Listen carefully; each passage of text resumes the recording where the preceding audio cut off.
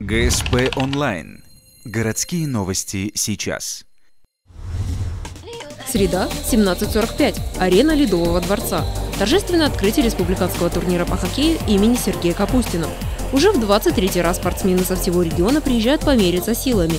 Не обходятся и без нововведений. Впервые турнир проводится среди юношей не старше 10 лет. 6 команд из Ухты, Сосногорска, Воркуты и Сыктывкара на протяжении 5 дней будут соревноваться за звание лучшего. В таком возрасте очень сложно сказать команды-фавориты. Я даже предсказать очень сложно результаты. Даже независимо от счетов, игра может быть сложиться по-разному, качели. После торжественной церемонии открытия на лед выходят Ухтинский Беркут и Сосногорская Парма-2005.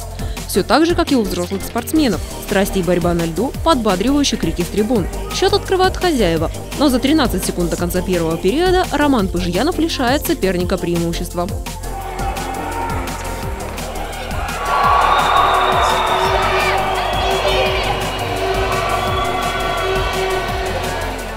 Второй отрезок игры начинается ничьей, но удача на стороне Беркута.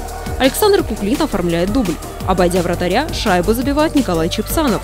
Парма смогла ответить лишь 2 голами – от Максима Белоусова и Алексея Зиновьева. На перерыв команда уходит со счетом 4-3. Ведет Беркут.